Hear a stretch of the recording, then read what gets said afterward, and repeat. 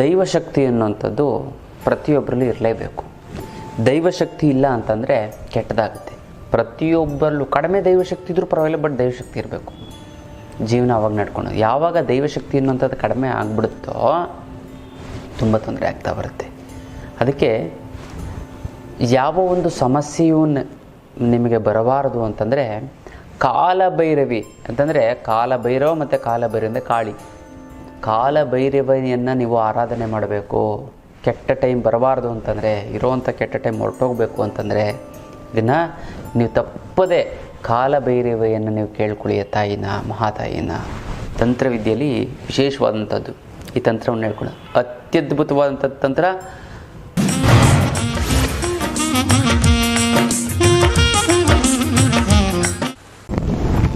ಜೈ ಭಗವಾನ್. ಎಲ್ಲರಿಗೂ ನಮಸ್ಕಾರ. ಮಹಾದೇವಿ ಚತುರ್ಪತ್ನಿ ಚಮಹಿ ತನ್ನೋ ಐಶ್ವರ್ಯಲಕ್ಷ್ಮಿ ಪ್ರಚೋದನೆ. ಎಲ್ಲರಿಗೂ ನಮಸ್ಕಾರ. ಇವತ್ತಿನ ವಿಶೇಷ ಸಂಚಿಕೆಯಲ್ಲಿ ಅನೇಕ ವಿಚಾರಗಳನ್ನು ನಾವು ತಿಳ್ಕೊಳ್ಳೋಣ. ಮೊದಲದಾಗಿ ಮುದ್ರೆಗಳು. ಯಾವ ಒಂದು ಮುದ್ರೆ ಮಾಡಿದ್ರೆ ಏನು ಅನುಕೂಲ ಆಗುತ್ತೆ ಅಂತ ನೋಡೋಣ. ಈ ಆರ್ಥರೈಟಿಸ್ ಪ್ರಾಬ್ಲಮ್, ಆರ್ಥರೈಟಿಸ್, ರೆಮಟೋಆರ್ಥರೈಟಿಸ್, ಸರ್ವಿಕಲ್ ಸ್ಪಾಂಡಲೈಟಿಸಿಸ್, ಈ ಥರದ್ದು ಒಂದು ಸಮಸ್ಯೆಗಳಿತ್ತು ಅಂತಂದರೆ ನೀವು ಮೂಳೆಗೆ ಸಂಬಂಧಪಟ್ಟಂಥದ್ದು ಮತ್ತು ಸಂಧಿವಾತ ಅಂದರೆ ಮೂಳೆಯ ಒಂದು ಮೂಲೆಗಳಲ್ಲಿ ನೋವು ಇತ್ತು ಅಂತಂದರೆ ನೀವು ಯಾವ ಒಂದು ಮುದ್ರೆ ಮಾಡಿದ್ರೆ ಅನುಕೂಲ ಆಗುತ್ತೆ ಅಂತ ನೋಡಿದ್ರೆ ವಾಯುಮುದ್ರೆ. 20 ನಿಮಿಷಗಳ ಕಾಲ ಈ ವಾಯುಮುದ್ರೆಯನ್ನು ಮಾಡಿ ಅದ್ಯಂಥದ್ದೇ ಆರ್ಥರೈಟಿಸ್ ಮತ್ತು ರೆಮಟೋಆರ್ಥರೈಟಿಸ್ ಯಾವುದಾದ್ರೂ ಮೂಳೆಗೆ ಸಂಬಂಧಪಟ್ಟಂಥ ಸಮಸ್ಯೆಗಳಿಗೂ ಕೂಡ ನಿವಾರಣೆ ಆಗ್ತಾ ಬರುತ್ತೆ ಅಲ್ಲ. ಯಾವುದಂದರೆ ತೋರುಗಳನ್ನು ಬಳಸಬೇಕು. ಮಧ್ಯದ ಬೆರಳು, ಉಂಗುರದ ಬೆರಳು, ಬೆರಳುಗಳನ್ನು ನೇರವಾಗಿರುವಂತೆ ಎಚ್ಚರ ವಹಿಸಬೇಕು. ಮಾಡ್ಕೊಳ್ಳಿ, ತುಂಬ ಚೆನ್ನಾಗಾಗುತ್ತೆ, ತುಂಬ ಒಳ್ಳೆಯದಾಗ್ತಾ ಬರುತ್ತೆ. ಎಷ್ಟು ನಿಮಿಷ ಮಾಡಬೇಕು ಈ ಒಂದು ಆರ್ಥರೈಟಿಸ್ ಪ್ರಾಬ್ಲಮ್ ನಿವಾರಣೆ ಮಾಡ್ಕೊಳ್ಳೋಕ್ಕೆ ವಾಯುಮುದ್ರೆಯಿಂದ? 20 ನಿಮಿಷಗಳ ಕಾಲ. ತುಂಬ ಚೆನ್ನಾಗಾಗುತ್ತೆ, ತುಂಬ ಒಳ್ಳೆಯದಾಗ್ತಾ ಬರುತ್ತೆ ಅಂತ. ಇದು ಮುದ್ರೆಯ ವಿಚಾರ. ಇನ್ನು ಬರಬೇಕಾಗಿರೋ ದುಡ್ಡು ಬರ್ತಾ ಇಲ್ಲ ಅಂತಂದರೆ, ಕೊಡೋರಿಗೆ ಕೊಡೋಕ್ಕಾಗ್ತಾ ಇಲ್ಲ ಅಂತಂದರೆ, ಸಿಕ್ಕಾಬಟ್ಟೆ ಸಾಲ ಆಗಿತ್ತು ಅಂತಂದರೆ, ಗುರುಗಳೇ ದುಡ್ಡು ನೀರು ಥರ ಖರ್ಚಾಗ್ತಾಯಿದೆ ಗುರುಗಳೇ, ಏನು ಮಾಡಬೇಕು ಅನ್ನೋದು ಗೊತ್ತಾಗ್ತಾನೇ ಇಲ್ಲ. ಇನ್ನು ಕೆಲವರು ಗುರುಗಳೇ ಫೋನ್ ಮೇಲೆ ಫೋನು, ಮೆಸೇಜ್ ಮೇಲೆ ಮೆಸೇಜ್, ಗುರುಗಳೇ ಸಾಲದವರು ದುಡ್ಡು ಕೊಡು, ಇಲ್ಲಾಂತಂದರೆ ಮನೆ ಹತ್ರ ಬಂದು ಗಲಾಟೆ ಮಾಡ್ತೀನಿ, ನಾನು ಕಂಪ್ಲೇಂಟ್ ಕೊಡ್ತೀನಿ, ನಾನು ಕೇಸ್ ಹಾಕ್ತೀನಿ ಅಂತ ಎಲ್ಲ ಎದುರಿಸ್ತಾ ಇದ್ದಾರೆ. ಭಯ ಆಗ್ತಾಯಿದೆ ಗುರುಗಳೇ, ಏನು ಮಾಡೋದು? ಎಷ್ಟೊಂದು ಜನಕ್ಕೆ ದುಡ್ಡು ಕೊಟ್ಕೊಂಡು ನಮ್ಗೆ ಬೇಕಾಗಿದ್ದವ್ರಿಗೆ ದುಡ್ಡು ಕೊಟ್ಬಿಟ್ಟಿದ್ದೀನಿ ಗುರುಗಳೇ, ವಾಪಸ್ ಕೇಳ್ತೀನಿ, ಕೊಡ್ತಾಯಿಲ್ಲ, ಫೋನ್ ಕಟ್ ಮಾಡ್ತಾರೆ, ಮಾತಾಡ್ಸೋದೇ ಬಿಟ್ಬಿಟ್ಟಿದ್ದಾರೆ ಅಂತ. ಇಂಥವ್ರಿಗೆಲ್ಲ ಈ ದುಡ್ಡು ಯಾವುದೇ ರೀತಿಯ ದುಡ್ಡು ವಾಪಸ್ ಬರಬೇಕು ಅಂತಂದರೆ ಇದಕ್ಕೆಲ್ಲ ಏಕೈಕ ರಾಮಬಾಣ ಅಂದರೆ ಅಷ್ಟಲಕ್ಷ್ಮಿ ಯಂತ್ರ. ಈ ಒಂದು ಅಷ್ಟಲಕ್ಷ್ಮಿ ಯಂತ್ರವನ್ನು ಮನೇಲಿಟ್ಟು ಪೂಜೆ ಮಾಡಿ ಅದು ಅಂಥದ್ದೇ ರೀತಿಯಾದಂಥ ಸಮಸ್ಯೆಗಳು, ಹಣಕಾಸಿನ ಸಮಸ್ಯೆ ಇದ್ರೂ ಕೂಡ ಸಂಪೂರ್ಣವಾಗಿ ನಿವಾರಣೆ ಆಗುತ್ತೆ ಅಂತಲ್ಲ. ಎಸ್ಪೆಷಲಿ ಈ ಒಂದು ಯಂತ್ರ ಅಂದರೆ ಅದ್ಭುತವಾದಂಥ ಯಂತ್ರ. ಇದನ್ನು ಸಾಲ ಸೋಲ ಇರುವಂಥವ್ರು ಮಾತ್ರ ತೊಗೋಬೇಕು ಅಂತ ಅಲ್ಲ. ಗುರುಗಳೇ ನನಗೆ ಸಾಲ ಸೋಲಗಳು ಏನಿಲ್ಲ, ಆದರೂ ನಾನು ಸೈಟ್ ತೊಗೊಂಡಿಲ್ಲ, ಮನೆ ಕಟ್ಟಿಲ್ಲ, ಮತ್ತು ಇಂಪ್ರೂವ್ಮೆಂಟ್ ಆಗಿಲ್ಲ ಗುರುಗಳೇ. ಫೋನ್ ಇನ್ನೊಂದು ಬಳಸ್ತೇನೆ ಅಂತಂದರೆ ನಮ್ಮ ಮಕ್ಕಳಿಗೆ ಒಳ್ಳೆ ಕಡೆ ಎಜುಕೇಷನ್ ಕೊಡೋಕ್ಕಾಗಿ ಲಕ್ಷಾಂತರ ರೂಪಾಯಿ ಆಗುತ್ತೆ, ಏನು ಮಾಡೋದು ಅನ್ನೋದು ಗೊತ್ತಾಗ್ತಾಯಿಲ್ಲ. ಇನ್ನೂ ಕೆಲವರು ಹೇಳ್ತಾರೆ ಗುರುಗಳೇ ನನ್ನದು ಮಕ್ಳಿಗೆ ಒಳ್ಳೆ ಕಡೆ ಮದುವೆ ಮಾಡೋಕ್ಕಾಗಲ್ಲ ಗುರುಗಳೇ, ಸುಮ್ಮನೆ ಮನೇಲಿ ಕೂತಿದ್ದಾರೆ, ದುಡ್ಡಿಲ್ಲ ಅಂತ ಅಂದ್ಬಿಟ್ಟು ನನಗೆ ಗಂಡೇ ನೋಡೋಕ್ಕೆ ಹೋಗಿಲ್ಲ ಅಂತ. ಎಷ್ಟು ಕಷ್ಟ ಗೊತ್ತಲ್ಲ. ಇದಕ್ಕೂ ತಲೆ ಕೆಡಿಸ್ಕೊಬೇಡಿ. ಇಂಪ್ರೂವ್ಮೆಂಟ್ ಆಗಬೇಕು ಅಂತಂದರೆ ಮತ್ತು ಭಾಳಷ್ಟು ಜನ ಕಾರ್ಗಿರ್ ತೊಗೊಂಡು ಓಡಾಡಬೇಕು, ನಮ್ಮ ಫ್ರೆಂಡ್ಸ್ ರಿಲೇಟಿವ್ಸ್ ಎಲ್ಲ ತೊಗೊಂಡು ಓಡ್ತಾರೆ, ಒಡವೆಗಳು ಮಾಡಿಸ್ಕೋಬೇಕು ಅಂತಂದರೆ ಆಗ್ತಾಯಿಲ್ಲ ಗುರುಗಳೇ. ಅದಕ್ಕೂ ಕೂಡ ಏಕೈಕ ರಾಮಬಾಣ ಅಂದರೆ ಅಷ್ಟಲಕ್ಷ್ಮಿ ಯಂತ್ರನೇ ಅಲ್ಲ. ಪ್ರತಿಯೊಬ್ಬರ ಮನೆಯಲ್ಲೂ ಕೂಡ ಇರಬೇಕು ಮತ್ತು ಯಾಕಂದರೆ ಹಣಕಾಸು ಏನಿಲ್ಲದಿದ್ರೂ ಕಡೆಗೂ ನಡೆಯುತ್ತೆ, ಆದರೆ ದುಡ್ಡಿಲ್ಲ ಅಂತಂದರೆ ಕೂಡ ಜೀವನ ನಡೆಯೋದೇ ಇಲ್ಲ. ಅದಕ್ಕೋಸ್ಕರ ಆ ದುಡ್ಡು ಏನಂತಂದರೆ ದೃಷ್ಟಿ ದೋಷದಿಂದನೋ ಬೇರೆ ಯಾವುದೋ ರೀತಿಯಂಥ ಸಮಸ್ಯೆಯಿಂದನೋ ಕರ್ಮಗಳಿಂದನೋ ಈ ಒಂದು ನಮಗೆ ಹಣಕಾಸಿನ ಅಭಾವ ಸಡನ್ನಾಗಿ ಚೆನ್ನಾಗಿ ನಡೀತದೆ, ಇದ್ದಕ್ಕಿದ್ದಂಗೆ ಲಾಸ್ ಆಗಿಬಿಡ್ತದೆ, ಇದ್ದಕ್ಕಿದ್ದಂಗೆ ವ್ಯಾಪಾರ ನಿಂತೋಗ್ಬಿಡುತ್ತೆ. ಅದಕ್ಕೋಸ್ಕರ ನೀವೇನು ಮಾಡಿ ಅಷ್ಟಲಕ್ಷ್ಮಿ ಅಂತವನ್ನು ಮನೇಲಿ ಇಟ್ಟು ಪ್ರತಿಷ್ಠಾಪನೆ ಮಾಡಿ ಗೊತ್ತಲ್ಲ. ತುಂಬ ಒಳ್ಳೆಯದಾಗ್ತಾ ಬರುತ್ತೆ, ತುಂಬ ಚೆನ್ನಾಗಾಗ್ತಾ ಬರುತ್ತೆ ಗೊತ್ತಲ್ಲ. ನಾವು ಮಾಡ್ಕೊಳ್ಳಿ. ಅದ್ಯಂಥದ್ದೇ ಹಣಕಾಸಿನ ಸಮಸ್ಯೆನ ಮನೇಲಿ ಇಟ್ಟು ಪೂಜೆ ಮಾಡಿ ನಿವಾರಣೆ ಆಗುತ್ತೆ ಗೊತ್ತಲ್ಲ. ಏಕೆ ಮುಟ್ಟು ಕಟ್ಟು ಚಟ್ಟು ಮಡಿ ಮೈಲಿಗೆ ಸೂತ್ಕ ಗೀತ್ಕ ವೆಜ್ಜು ನಾನ್ ವೆಜ್ಜು ಜಾತಿ ಗೀತಿ ದಿಕ್ಕು ಗಿಕ್ಕು ಆ ಥರದ್ದೇನೂ ಇಲ್ಲ. ಇಟ್ಟರೆ ಸಾಕು ಕೆಲಸ ಆಗುತ್ತೆ. ದೇವ್ರ ಮನೆಯಲ್ಲಾರು ಇಡ್ಬೋದು, ಬೀರಿನಲ್ಲಾರು ಇಡ್ಬೋದು ಪ್ರತಿದಿನ ಪೂಜೆ ಮಾಡಲೇಬೇಕು ಅಂತ ಕಂಡೀಷನ್ ಏನಿಲ್ಲ. ಸುಮ್ಮನೆ ಇಟ್ಬಿಡಿ, ಅದು ಪಾಡೋದು ಕೆಲಸ ಮಾಡ್ತಾ ಇರುತ್ತೆ. ನಿಮಗೆ ಅದೆಂಥದ್ದೇ ಹಣಕಾಸಿನ ಅಭಾವ ಬಂತಂದರೆ ಯಾವುದೇ ರೀತಿಯ ದುಡ್ಡು ಬಂದರೆ ಪ್ರಾಬ್ಲಮ್ ಸಾಲ್ವ್ ಆಗುತ್ತೆ. ಭಾಳಷ್ಟು ಜನ ಇಲ್ಲಿ ಗುರುಗಳೇ ತೊಗೊಂಡೋಗಿ 3-4 ತಿಂಗಳಾಯಿತು ಗುರು, ಅರ್ಧ ಸಾಲ ತೀರಿಸ್ಬಿಟ್ಟಿದ್ದೀವಿ ಅಂತಾರೆ. ತುಂಬ ಖುಷಿಯಾಗುತ್ತೆ. ಇನ್ನು ಕೊರಿಯರಲ್ಲೇ ಕಳಿಸೋದಕ್ಕಾಗೋದಿಲ್ಲ, ನೇರವಾಗಿ ಖುದ್ದು ನನ್ನ ಭೇಟಿಯಾಗಿ ತೊಗೊಂಡು ಹೋಗಬೇಕು ಅಂತ ನಿಮ್ಮ ಕಡೆಯವ್ರನ್ನ ಯಾರು ಕಳಿಸಿ, ನಿಮ್ಮ ಮನೆಯವ್ರನ್ನ ಯಾರು ಕಳಿಸಿ, ಅವ್ರ ಕೈಲಿ ಕೊಟ್ಟು ಕಳಿಸಿ, ಅವ್ರು ನೇರವಾಗಿ ನಿಮ್ಮ ಮನೆಗೆ ತಂದು ಕೊಡ್ತಾರೆ. ತುಂಬ ಚೆನ್ನಾಗಾಗುತ್ತೆ, ಒಳ್ಳೆಯದಾಗ್ತಾ ಬರುತ್ತೆ. ಎಂಥದ್ದೇ ನೀವು ಏನೇ ತಲೆ ಕೆಡಿಸ್ಕೊಬೇಡಿ. ನಿಮ್ಗೆ ತುಂಬ ಹಣಕಾಸಿನ ಸಮಸ್ಯೆ ಇದೆ ಅಂದರೆ ಅಷ್ಟಲಕ್ಷ್ಮಿ ಯಂತ್ರ ಇದೆ, ಅದು ನಿಮ್ಮನ್ನು ಕಾಯೋದು ಅಲ್ಲ. ತುಂಬ ಬೆನಿಫಿಟ್ ಆಗುತ್ತೆ. ಇಟ್ಟವ್ರಿಗೆ ಅದರದ್ದೊಂದು ಒಂದು ಪ್ರಭಾವ ಏನು ಅಂತ ಗೊತ್ತಾಗುತ್ತೆ. ತುಂಬ ಜನ ಹಿಂದೆ ಕೂಡ ತುಂಬ ಜನ ತೆಗೆದುಕೊಂಡು ಒಳ್ಳೆಯದಾಗಿದೆ, ಈಗಲೂ ಕೂಡ ಆಗ್ತದೆ, ಮುಂದಕ್ಕೂ ಕೂಡ ಆಗ್ತಾ ಬರುತ್ತೆ ಇಲ್ಲ. ಹಣಕಾಸಿನ ಸಮಸ್ಯೆಗೆ ಅಷ್ಟಲಕ್ಷ್ಮಿ, ಯಾಕಂದರೆ ಆ ಥರ ಗಿಡಮೂಲಿಕೆಗಳು, ವನಸ್ಪತಿಗಳು, ಭೂತಾಳೆಗಳು ಎಲ್ಲ ಕುಟ್ಟಿ ಪುಡಿ ಮಾಡಿ ಅರ್ದು ಒಣಗಿಸಿ ಭಸ್ಮ ಮಾಡಿ ಆ ಯಂತ್ರವನ್ನು ನಿಮ್ಗೆ ಕೊಟ್ಟಿರ್ತೀವಿ. ತುಂಬ ಚೆನ್ನಾಗಾಗುತ್ತೆ, ಒಳ್ಳೆಯದಾಗೇ ಆಗುತ್ತೆ, ಆಗಲೇಬೇಕು ಅಲ್ಲ. ಇದು ತುಂಬ ಅಂದರೆ ತುಂಬ ಉಪಯುಕ್ತವಾದಂಥ ಒಂದು ವಿಚಾರ ಅಂತ ಹೇಳ್ಬೋದು. ಪ್ರತಿಯೊಬ್ಬರು ಕೂಡ ಅಷ್ಟಲಕ್ಷ್ಮಿ ಯಂತ್ರವನ್ನು ನೀವು ಮನೇಲಿಟ್ಕೊಳ್ಳಿ. ನಿಮ್ಮ ಹಣಕಾಸಿನ ಸಮಸ್ಯೆಯಿಂದ ನೀವು ಎಲ್ಲ ರೀತಿಯ ಹಣಕಾಸಿನ ಸಮಸ್ಯೆ ಸಂಪೂರ್ಣವಾಗಿ ಬಗೆಹರಿಸ್ಕೊಳ್ಳಿ ಅಂತ ಹೇಳ್ತೀನಿ. ಇದು ತುಂಬ ಅಂದರೆ ತುಂಬ ಉಪಯುಕ್ತ. ಯಾಕಂದರೆ ಪ್ರತಿಯೊಬ್ಬರು ಮನೆಯಲ್ಲೂ ಬೇಕೇ ಬೇಕು. ಯಾಕಂದರೆ ಹಣಕಾಸು ಯಾರಿಗೆ 80% ನಮ್ಮ ಜೀವನನ ಕಾಪಾಡುವಂಥದ್ದು ದುಡ್ಡು. ಹಾಗಾಗಿ ಹಣಕಾಸು ತುಂಬ ಅಂದರೆ ಇಂಪಾರ್ಟೆಂಟು. ಆ ಹಣಕಾಸನ್ನು ನಮ್ಮ ದೈವಶಕ್ತಿಯಿಂದ ಆ ಒಂದು ಹಣಕಾಸಿನ ಒಂದು ಅರಿವು ಜಾಸ್ತಿ ಆಗುತ್ತೆ. ಆ ಒಂದು ಶಕ್ತಿನ ಹೆಚ್ಚಿಸಿ ಮಾಡುತ್ತೆ ಈ ಒಂದು ಅಷ್ಟಲಕ್ಷ್ಮಿ ಯಂತ್ರ ಅಂತ ಹೇಳ್ಬೋದು. ಇದು ಯಂತ್ರದ ಒಂದು ವಿಚಾರ ಅಂತ ಹೇಳ್ಬೋದು. ಇನ್ನು ದೈವಶಕ್ತಿ ಅನ್ನುವಂಥದ್ದು ಪ್ರತಿಯೊಬ್ಬರಲ್ಲೂ ಇರಲೇಬೇಕು. ದೈವಶಕ್ತಿ ಇಲ್ಲ ಅಂತಂದರೆ ಕೆಟ್ಟದಾಗುತ್ತೆ. ಪ್ರತಿಯೊಬ್ಬರಲ್ಲೂ ಕಡಿಮೆ ದೈವಶಕ್ತಿ ಇದ್ರೂ ಪರವಾಗಿಲ್ಲ, ಬಟ್ ದೈವಶಕ್ತಿ ಇರಬೇಕು. ಜೀವನ ಅವಾಗ ನಡ್ಕೊಂಡು ಯಾವಾಗ ದೈವಶಕ್ತಿ ಅನ್ನುವಂಥದ್ದು ಕಡಿಮೆ ಆಗಿಬಿಡುತ್ತೋ ತುಂಬ ತೊಂದರೆ ಆಗ್ತಾ ಬರುತ್ತೆ. ಅದಕ್ಕೆ ಯಾವ ಒಂದು ಸಮಸ್ಯೆಯೂ ನಿಮಗೆ ಬರಬಾರದು ಅಂತಂದರೆ ಕಾಲಭೈರವಿ ಅಂತಂದರೆ ಕಾಲಭೈರವ ಮತ್ತು ಕಾಲಭೈರವಿ ಅಂದರೆ ಕಾಲಭೈರವಿಯನ್ನು ನೀವು ಆರಾಧನೆ ಮಾಡಬೇಕು. ಕೆಟ್ಟ ಟೈಮ್ ಬರಬಾರ್ದು ಅಂತಂದರೆ, ಇರೋವಂಥ ಕೆಟ್ಟ ಟೈಮ್ ಹೊರಟೋಗ್ಬೇಕು ಅಂತಂದರೆ ಇದನ್ನು ನೀವು ತಪ್ಪದೇ ಕಾಲಭೈರವಿಯನ್ನು ನೀವು ಕೇಳ್ಕೊಳ್ಳಿ. ತಾಯಿನ, ಮಹಾತಾಯಿನ. ತಂತ್ರವಿದ್ಯೆಯಲ್ಲಿ ವಿಶೇಷವಾದಂಥದ್ದು ಈ ತಂತ್ರವನ್ನು ಹೇಳ್ಕೊಳ್ಳಿ. ಅತ್ಯದ್ಭುತವಾದಂಥ ತಂತ್ರ, ಸರಳ, ಸುಲಭ ಮತ್ತು ಅತಿ ಸುಂದರವಾದಂತಹ ತಂತ್ರ. ಸುಮ್ಮನೆ ನಿಮ್ಗೆ ಮಾಡೋಕ್ಕೆ ಖುಷಿಯಾಗುತ್ತೆ ಅಂತ ಅರ್ಥ. ನೋಡಿ ಏನು ಮಾಡಬೇಕು ಅಂತ ನಾವು ನೋಡ್ತಾ ಇತ್ತು ಅಂತಂದರೆ ತುಂಬ ಸರಳವಾದಂಥ ಒಂದು ತಂತ್ರ. ಏನಿಲ್ಲ, ನೀವು ಸಂಪಿಗೆ ಹೂವು ಎಲ್ಲ, ಈ ಸಂಪಿಗೆ ಹೂವನ್ನು ತರಬೇಕು. ಮಾರ್ಕೆಟಿಂದ ತರಿ ಮರದ ನರ ಕಿತ್ಕೊಂಡು ನಿಮಗೆ ಬಿಟ್ಟಿದ್ದು 8 ಸಂಪಿಗೆ ಹೂವನ್ನು ನೀವೇನು ಮಾಡಬೇಕು ಅಂತಂದರೆ ತರಬೇಕು. ತಂದು ಒಂದು ತಟ್ಟೆಯಲ್ಲಿ, ಹರಿವಾಣ ಅಂದರೆ ತಟ್ಟೆಯಲ್ಲಿ ಹಾಕಬೇಕು 8 ಸಂಪಿಗೆ ಹೂವನ್ನು. ಗೊತ್ತಾಯ್ತಲ್ಲ? ಈ 8 ಸಂಪಿಗೆ ಹೂವನ್ನು ನೀವು ತೆಗೆದುಕೊಂಡು ತಟ್ಟೆ ಮೇಲೆ ಇಡಬೇಕು. ಅದರ ಮೇಲೆ ಅಕ್ಕಿಯನ್ನು ಹಾಕಬೇಕು. ಅಕ್ಕಿಯನ್ನು ಹಾಕಿ ನೀವೇನು ಮಾಡಬೇಕು ಅಂತಂದರೆ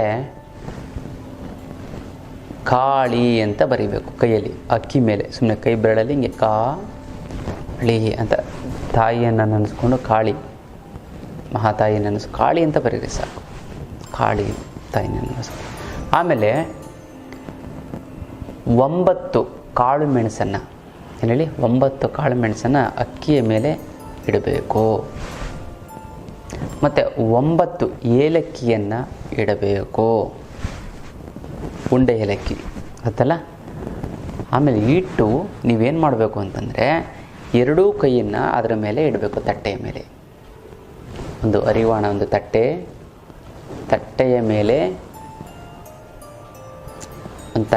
ಒಂದು ತಟ್ಟೆಯ ಮೇಲೆ ನೀವು 8 ಸಂಪಿಗೆ ಹೂವು, ಅದರ ಮೇಲೆ ಅಕ್ಕಿಯನ್ನು ಹಾಕಿ, ಅದರ ಮೇಲೆ 8 ಕಾಳು ಮೆಣಸು ಮತ್ತು 8 ಏಲಕ್ಕಿಯನ್ನು ಹಾಕಿ ಅದರ ಮೇಲೆ ನೀವು ಕೈಯನ್ನು ಇಡಬೇಕು. ಇಟ್ಟು ಸಿಂಪಲ್ ಆಗಿರುವಂಥ ಮಂತ್ರವನ್ನು ಹೇಳ್ಕೊಡ್ತೀನಿ, ಬರ್ಕೊಳ್ಳಿ. ಇಟ್ಟು ಓಂ ಕಾಳಿಕಾಯ ನಮಃ, ಓಂ ಕರಾಳಿಕಾಯ ನಮಃ. ಓಂ ಕಾಳಿಕಾಯ ನಮಃ, ಓಂ ಕರಾಳಿಕಾಯ ನಮಃ, ಓಂ ಕಾಳಿಕಾಯ ನಮಃ, ಓಂ ಕರಾಳಿಕಾಯ ಎಂಬ 108 ಸರಿ. ಅಂದರೆ ಮಿನಿಮಮ್ ಒಂದು 4ರಿಂದ 5 ನಿಮಿಷ ಹೇಳಿ. 108ಕ್ಕಿಂತ ಜಾಸ್ತಿ ಹೇಳಿದ್ರು ಪರವಾಗಿಲ್ಲ, ಕಡಿಮೆ ಮಾತ್ರ ಹೇಳಬಾರ್ದು. ಒಂದು 5-6 ನಿಮಿಷ ಹೇಳಿ, ತೊಂದರೆ ಇಲ್ಲ. ಎಷ್ಟು ದೇವರ ನಾಮಸ್ಮರಣೆ ಎಷ್ಟು ಮಾಡಿದ್ರು ಒಳ್ಳೆಯದು. ಮಾಡಿ ತುಂಬ ಶಕ್ತಿಯನ್ನು ತುಂಬಿ ಕಾಳಿಯನ್ನು ನಂಬ್ಕೊಳ್ಳಿ. ಮನಸ್ಸಲ್ಲಿ ಕಾಳಿ ನೋಡಿ, ನಿಮ್ಮ ಕಾಳಿ ಇಲ್ಲಿರಬೇಕು ಅಂದ್ರೆ ಮನಸ್ಸಂದರೆ ಇಲ್ಲಿ ಬರಬೇಕು. ತಂತ್ರವಿದ್ಯೆ ಇವೆಲ್ಲ ನೋಡಿ, 2 ಹುಬ್ಬಿನ ಮಧ್ಯದಲ್ಲಿ ಇಲ್ಲಿ ಬರಬೇಕು. ಬಂತು ಅಂತಂದ್ರೆ ಆ ಕಾಳಿ ಬಂದು ಇಲ್ಲಿ ಕೂತ್ಕೊಂಡು ಪ್ರವೇಶ ಮಾಡ್ತಾಳೆ. 21 ಸರಿ, 48 ಸರಿ. ಇನ್ನು ಸಂಜೆ ಸೂರ್ಯ ಮುಳುಗಿದ ನಂತರ ಮಾಡಬೇಕು ಅಲ್ಲ. ಮಾಡಾದಮೇಲೆ ಎಲ್ಲ ಫುಲ್ 108 ಸರಿ ಆದಮೇಲೆ ಕೈ ಎತ್ತಬೇಕು. ನೆಕ್ಸ್ಟ್ ನಂತರ ಏನು ಮಾಡಬೇಕು ಅಂತಂದರೆ ಕಾಳು ಮೆಣಸನ್ನು ಕುಟ್ಟಬೇಕು, ಮತ್ತು ಏಲಕ್ಕಿಯನ್ನು ಅದನ್ನು ಒಡೆದು ಅದನ್ನು ಪೌಡ್ರ್ ಮಾಡಿ, ಕಾಳು ಮೆಣಸು ಪೌಡ್ರು ಮತ್ತು ಈ ಏಲಕ್ಕಿ ಪೌಡ್ರನ್ನ ಮಿಕ್ಸ್ ಮಾಡಬೇಕು. ಮಿಕ್ಸ್ ಮಾಡಿಕೊಂಡು ಕಾಳಿಯನ್ನು ನೆನೆಸ್ಕೊಂಡು ನೋಡಿ ಅದನ್ನು ಸೇವನೆ ಮಾಡಬೇಕು. ತಾಯಿ, ನನ್ನ ಎಲ್ಲ ಕಷ್ಟಗಳು ಕೂಡ ದೂರ ಆಗಲಿ, ಯಾವ ಸಮಸ್ಯೆಯನ್ನು ಹತ್ರ ಬರ್ದೇದಂಗೆ ಮಾಡು ತಾಯಿ. ಜಗದೇಶ್ವರಿ, ಸರ್ವೇಶ್ವರಿ, ಕಾಲಕ್ಕೆ ಅಧಿಪತಿಯಾದಂತಹ ದೇವತೆ ನೀನು, ಮಾಡು ತಾಯಿ ಅಂತ ಮನಸ್ಸಲ್ಲಿ ಸಂಕಲ್ಪ ಮಾಡಿಕೊಂಡು ಒಂದೇ ಒಂದು ಚಿಟಿಕೆ ತಿನ್ನಿ ಸಾಕು. ಚಿಟಿಕೆ ತಿಂದು ನೀರು ಕುಡೀರಿ, ಏಲಕ್ಕಿ ಮತ್ತು ಕಾಳುಮೆಣಸು. ನೋಡಿ ನೈಟ್ ಮಲಗಿ ಬೆಳಿಗ್ಗೆ ಎದ್ದು ನೋಡಿ ಎಷ್ಟು ಚೆನ್ನಾಗಾಗ್ತೀರ ಅಂದರೆ ನಿಮ್ಮ ಮನಸ್ಸು, ನಿಮ್ಮ ಆತ್ಮ ಅದ್ಭುತ ಬಾ, ಅಷ್ಟು ಖುಷಿ ಆಗ್ತೀರ. ಏನೋ ಒಂದು ಚೈತನ್ಯ, ಏನೋ ಒಂಥರ ಅಂದರೆ ಕರ್ಮಗಳು ದೂರ ಹೋಗ್ತಾ ಇರುತ್ತೆ ಅಂತ. ಆ ಕಾಳಿಯನ್ನು ಆಹ್ವಾನ ಮಾಡಿರ್ತೀರ, ಕೆಟ್ಟ ಟೈಮು ದೇವರು ಇಲ್ಲಿ ಬಂದು ಕೂತ್ಕೊಂಡಿರುತ್ತೆ, ಅದು ಫೀಲ್ ತಂತ್ರ ಮಾಡಿದವ್ರಿಗೆ ಆ ಫೀಲ್ ಅನ್ನೋಂಥದ್ದು ಗೊತ್ತಾಗೋದು.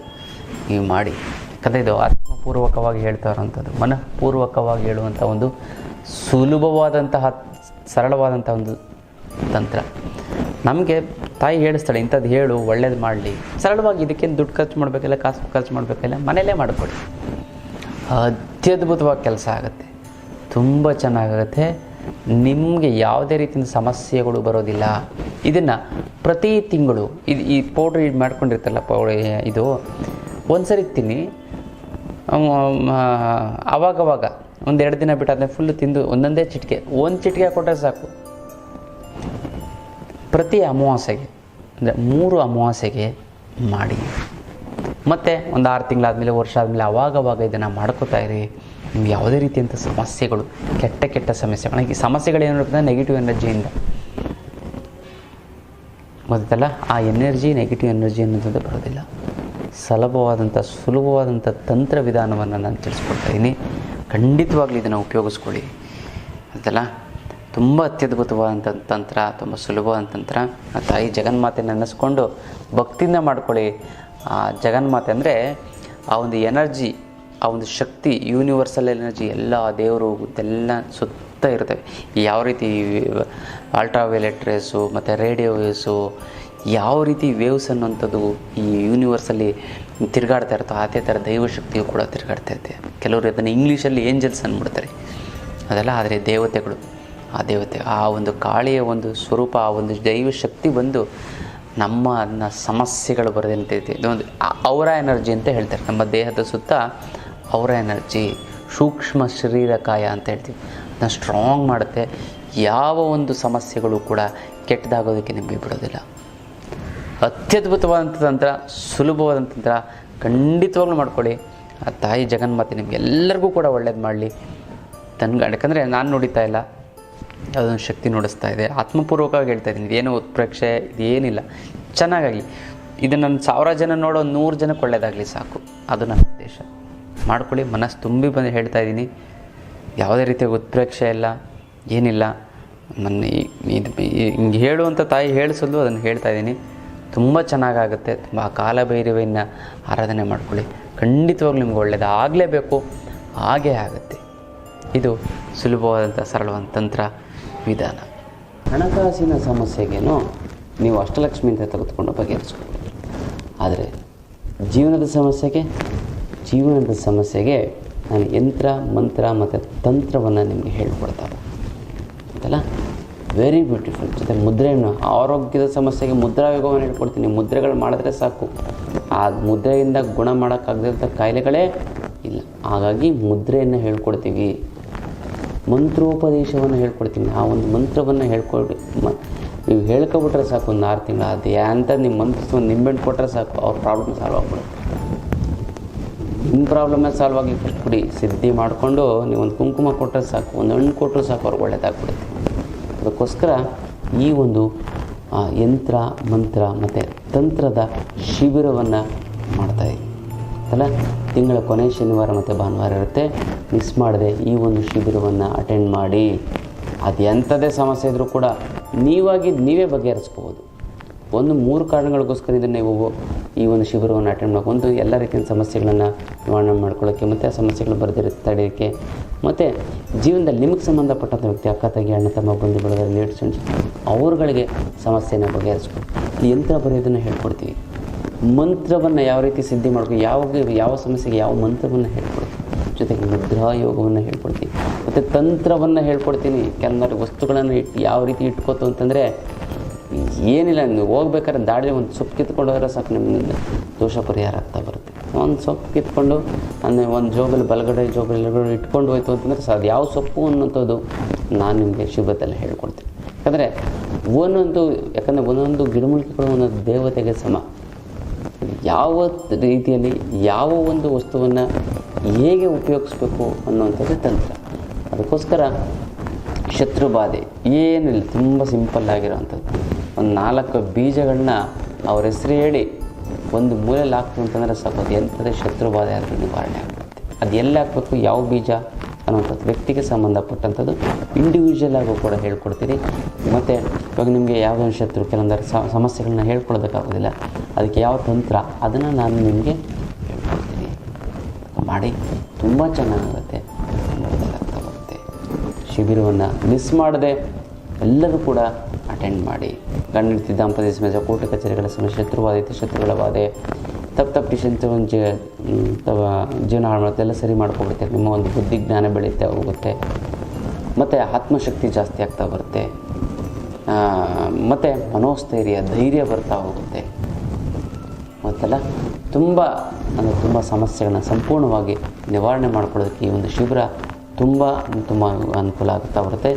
ಮತ್ತು ಮಾಟ ಮಂತ್ರ ವಾಮಾಚಾರ ಆಗಿದ್ದರೂ ಕೂಡ ಈ ಒಂದು ತಂತ್ರವನ್ನು ಮಾಡ್ಕೊಂಡು ಸಂಪೂರ್ಣವಾಗಿ ನಿವಾರಣೆ ಮಾಡ್ಕೊಳ್ಬೋದು. ಸ್ವಂತವಾಗಿ ನೀವೇ ಮಾಡ್ಕೊಳ್ಬೋದು, ನೀವೆಲ್ಲೂ ಹೋಗೋ ಅವಶ್ಯಕತೆ ಇಲ್ಲ. ಆ ಒಂದು ತಂತ್ರವನ್ನು ನಾನು ನಿಮಗೆ ತಿಳಿಸ್ಕೊಡ್ತಾ ಹೋಗ್ತೀನಿ. ಮಿಸ್ ಮಾಡದೆ ಅಟೆಂಡ್ ಮಾಡ್ತಾ ಬನ್ನಿ ಅಂತ ಹೇಳಿ. ಇದು ಶಿಬಿರದ ವಿಚಾರ ಅಂತಲ್ಲ. ನೆಕ್ಸ್ಟ್ ವಿಚಾರಗಳನ್ನ ತಿಳ್ಕೊಳ್ಳೋಣ ಮುಂದಿನ ಸಂಚಿಕೆ. ಅಲ್ಲಿವರೆಗೂ